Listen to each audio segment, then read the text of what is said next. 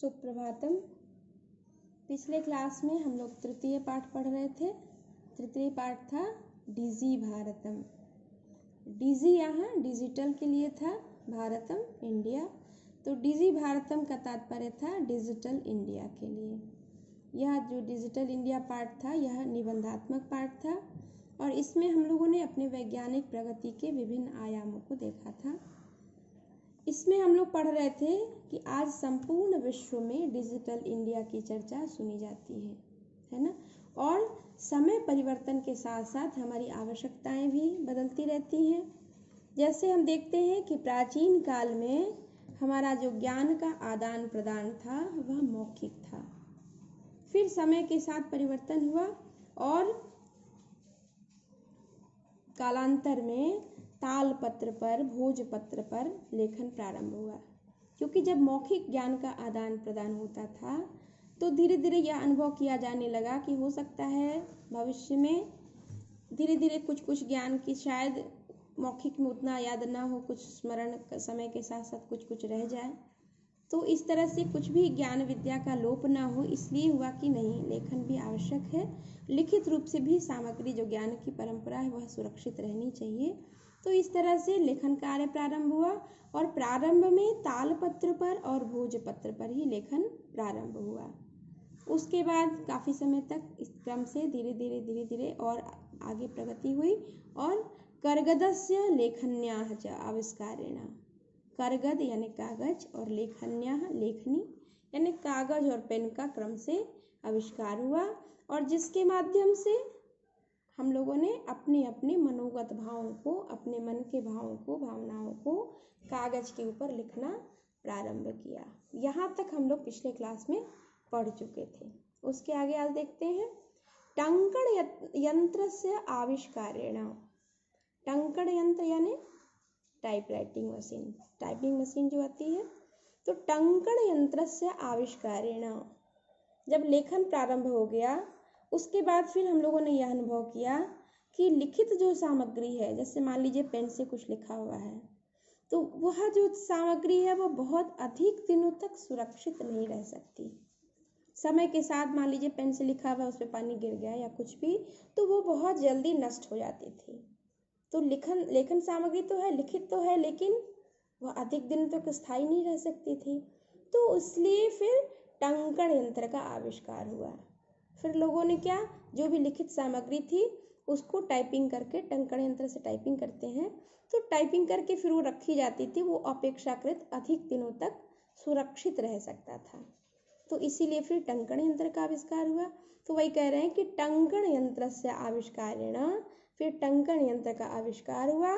तो लिखिता सामग्री, जो लिखित सामग्री थी, टंकिता सती मैंने टाइपिंग करने के कारण, टाइपिंग के बाद बहुकालाय, बहुत दिनों तक, सुरक्षिता अतिष्ठत, बहुत दिनों तक सुरक्षित रही, मैंने रह सकती थी।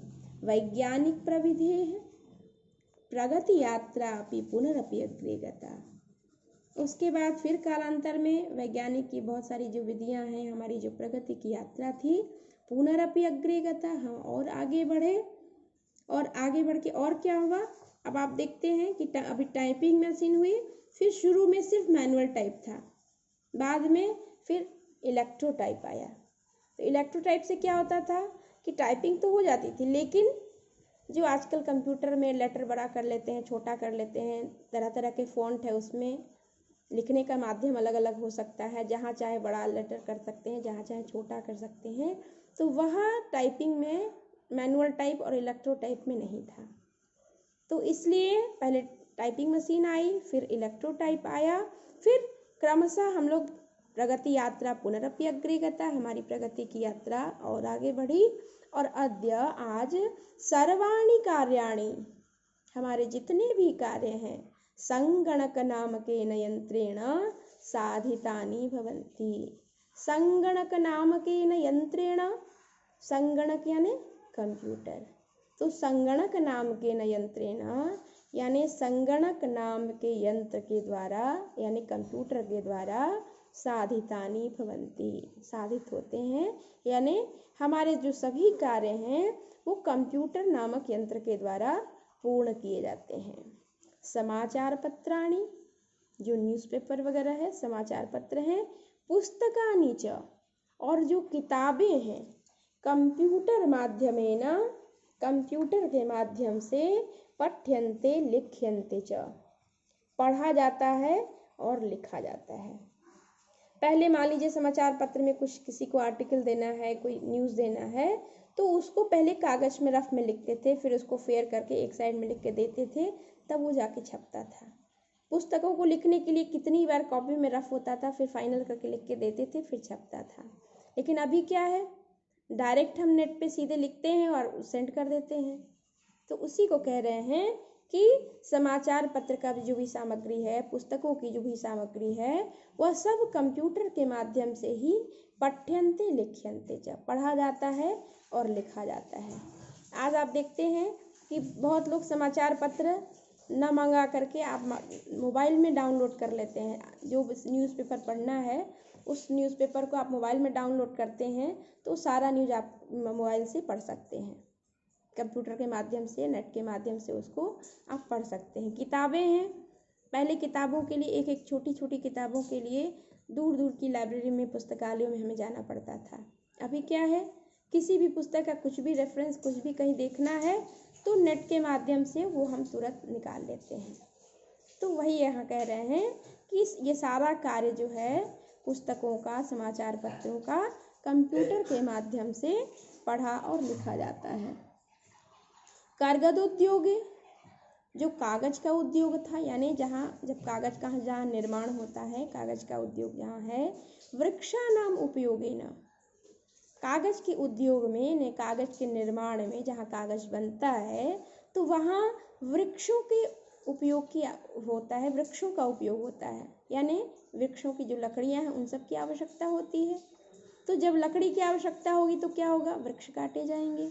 तो वही कह रहे हैं वृक्षाणाम उपयोगेन, उसमें वृक्षों के उपयोग होने से वृक्षाः कर्तयन्ते स्म, क्योंकि कागज का जब निर्माण करना है तो हमें वृक्षों का उपयोग करना पड़ता है, और वृक्षों का उपयोग करना है इसलिए हम वृक्ष काटते थे, वृक्षाः कर्तयन्ते थे, वृक्ष काटे जाते थे। परम, लेकिन संगणकस्य अधिकाधिक प्रयोगेण, लेकिन संगणक का जब अधिक से अधिक हम प्रयोग करते हैं, कंप्यूटर का अधिक से अधिक प्रयोग करते हैं, हम जो पहले एक बार रफ में लिखते थे, फाइनल में लिखते थे, फिर एक बार फाइनली लिख के भेजते थे, तो 2-3 बार जब हमने प्रयोग किया तो जितनी कागज का जो प्रयोग किया तो वो ना करके हम डायरेक्ट कंप्यूटर में लिखते हैं, उसी में रफ वेयर सब करके फिर फाइनली भेजते हैं। तो इससे क्या हुआ, हमने संगणक का अधिकाधिक प्रयोग किया। तो यही कह रहे हैं कि संगणकस्य अधिकाधिक प्रयोगेण, संगणक का अधिक से अधिक प्रयोग करने से वृक्षाणाम कर्तने, वृक्षों के कर्तन में यानी वृक्षों के काटने में न्यूनता भविष्यति, उसमें न्यूनता आएगी, कमी आएगी। जब हमें कागज की आवश्यकता कम होगी तो वृक्षों की भी आवश्यकता कम होगी, तो वृक्ष कम काटे जाएंगे।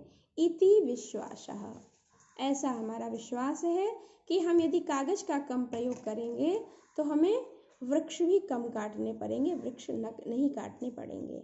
अनेन, इसके द्वारा, पर्यावरण सुरक्षायाः दिशि, और इसके द्वारा यानी वृक्ष नहीं काटने के कारण क्या होगा, तो पर्यावरण सुरक्षायाः दिशि, पर्यावरण की सुरक्षा की दिशा में, यानी हमारा जो पर्यावरण है वह सुरक्षित होगा, और पर्यावरण की सुरक्षा की दृष्टि से महान उपकारो भविष्यति, यानी हम यदि कागज का कम प्रयोग करते हैं तो उससे हम पर्यावरण की रक्षा करते हैं, क्योंकि कागज का कम प्रयोग करेंगे तो वृक्ष नहीं काटना पड़ेगा, वृक्ष नहीं काटना पड़ेगा तो हम अधिक से अधिक वृक्ष रहेंगे तो हमारा पर्यावरण सुरक्षित रहेगा। तो इस तरह से कागज का कम प्रयोग करके हम पर्यावरण की सुरक्षा के में सहभागी होते हैं, हमारी सहभागिता होती है। तो इसलिए कागज का कम प्रयोग करना हमारे लिए, हमारे पर्यावरण के लिए अच्छा है, आवश्यक है। अब उसके आगे बढ़ते हैं, कह रहे अधुना, आजकल, आपणे, आपणे बाजार में दुकानों में वस्तु क्रयार्थम। आज जब हम दुकानों में सामान खरीदने जाते हैं तो वस्तु क्रयार्थम सामान खरीदने के लिए रुप्यका नाम रुपयों की अनिवार्यता नास्ति। आज जब हम दुकान में सामान खरीदने जाते हैं तो रुपयों की अनिवार्यता नहीं है। यह ज़रूरी नहीं है कि हम पैसा लेकर के ही जाएं, रुपया लेकर के ही जाएं। डेबिट कार्ड, क्रेडिट कार्ड इत्यादि हम रुपयों की जगह क्या ले जाएंगे? ऐसे मुफ्त में तो सामान मिलेगा नहीं, तो हम रुपयों के स्थान पर डेबिट कार्ड और क्रेडिट कार्ड इत्यादि ले जाते हैं। और जहाँ भी हमें पेमेंट करना पड़ता है, पैसा देना पड़ता है, हम डेबिट कार्ड, क्रेडिट कार्ड के माध्यम से अपना पेमेंट करते हैं। तो उसी को कह रहे हैं कि डेबिट कार्ड, क्रेडिट कार्ड इत्यादि सर्वत्र, सब जगह रूप्यकानां स्थानं गृहीतवन्तौ। गृहीतवन्तौ यहाँ द्विवचन है, क्यों? क्योंकि डेबिट कार्ड और क्रेडिट कार्ड दो के लिए आया है। तो रुपयों का स्थान जो है आज डेबिट कार्ड और क्रेडिट कार्ड ने ले लिया है। वही कह रहे हैं सर्वत्र रूप्यकानां स्थानं गृहीतवन्तौ। किम? Debit card, credit card. आज रुपयों का स्थान डेबिट कार्ड और क्रेडिट कार्ड ने ले लिया है। यानी जहाँ भी हमें पैसा देना होता है तो हमें कैश पेमेंट देने की आवश्यकता नहीं होती, हम डेबिट कार्ड और क्रेडिट कार्ड के माध्यम से पैसा दे देते हैं। वित्तकोशस्य बैंकस्य, वित्तकोश यानी बैंक, तो बैंक का भी हमें जो भी कार्य करना होता है कार्याणि संगणक यंत्रेण संपाद्यन्ते। बैंक का भी जो कार्य है, आप पहले बैंक में जाते थे, हम लोग पहले जाते थे, पूरे बैंक में बहुत यदि रहा, शुरू में तो किसी के पास नहीं होता था, बाद में जब कंप्यूटर आ भी गया तो सभी बैंकों में एक एक कंप्यूटर, जो बैंक मैनेजर होते थे उनके पास एक कंप्यूटर होता था, बाकी लोग अपना अपना सब मैनुअल काम करते थे। लेकिन अभी आप क्या देखते हैं, जब बैंक में जाते हैं तो देखते हैं कि सर्वाणि कार्याणि संगणक यंत्रेण संपाद्यन्ते। आप देखते हैं जितने स्टाफ है सबके पास कंप्यूटर है और वो सभी कार्य कंप्यूटर के माध्यम से ही संपादित करते हैं। बहुविधा अनुप्रयोगाः, और बहुत सारे ऐप आ गए हैं, विभिन्न कार्यों के लिए बहुत सारे ऐप हैं। तो उन सभी ऐप को उसके द्वारा उसका प्रयोग करके मुद्राहीनाय विनिमयाय, और उन सब ऐप के माध्यम से मुद्राहीन यानी बिना, जो कैशलेस ट्रांजैक्शन कहते हैं, तो कैशलेस ट्रांजैक्शन जो है वह हो पाता है। यानी हमें पैसे की आवश्यकता नहीं होती। कैशलेस ट्रांजैक्शन कहीं भी हम नेट के माध्यम से, इंटरनेट बैंकिंग है, कहीं भी हमें कुछ पेमेंट करना है तो हम उसके माध्यम से पेमेंट कर देते हैं। कुत्रापि यात्रा करणीया भवेत्, हमें यदि कहीं की यात्रा करनी है तो कुत्रापि यात्रा करणीया भवेत्, कहीं भी यात्रा करनी है, रेलयान यात्रा पत्रस्य और वायुयान यात्रा पत्रस्य अनिवार्यता अद्य नास्ति। आज हमें कहीं भी जाना है, कहीं यात्रा करनी है, तो रेल की टिकट खरीदने के लिए, वायुयान की टिकट खरीदने के लिए हमें यह ज़रूरी नहीं है कि हम वहाँ स्टेशन पे जाएंगे ही, एयरपोर्ट पे जाएंगे ही तभी हम खरीद सकते हैं। सर्वाणि पत्राणि, जो सभी जो टिकट है, यानी रेल यात्रा जो टिकट या जो जर्नी की जो टिकट है, सर्वाणि पत्राणि, सभी पत्र, अस्माकं चलदूरभाष यंत्रे ईमेल इति स्थाने सुरक्षितानि भवन्ति। हम टिकट लेकर के उसमें ईमेल में सुरक्षित रह सकते हैं। इंटरनेट से डायरेक्ट हम जहाँ हैं वहीं से पेमेंट, नेट से पेमेंट करके हम टिकट ले सकते हैं और ईमेल में ही हम उसको सुरक्षित रखेंगे। जहाँ भी दिखाने की आवश्यकता होगी हम उसे दिखा सकते हैं, अलग से टिकट लेने की आवश्यकता नहीं है। और नहीं, यदि हम नेट से ले भी लेते हैं टिकट तो हम कहीं भी उसका प्रिंट आउट निकाल के अपने पास रख सकते हैं। तो इस तरह से यानी संदर्श्य, जिसको दिखा करके, या तो ईमेल में सुरक्षित है उसको दिखा करके, या टिकट का प्रिंट आउट निकाल लिया उसको दिखा करके, वयम सौकर्येण, हम सुविधाजनक, सौकर्य सुविधापूर्वक, सौकर्य सरलता से, सहजता से यात्रायाः आनंदम गृह्णामः, हम यात्रा का आनंद ले सकते हैं बड़ी ही सरलता से, सहजता से। क्योंकि टिकट लेने में जो पहले परेशानी होती थी, जाके लाइन में लगो घंटों इंतज़ार करना पड़ता था, उन सब से हम बच जाते हैं। और वह जो परेशानी है उससे बच करके हम यात्रा का आनंद ग्रहण कर पाते हैं, यात्रा का आनंद ले पाते हैं, है ना। तो आज इतना ही, अगले क्लास में हम इसके आगे बढ़ेंगे। धन्यवाद।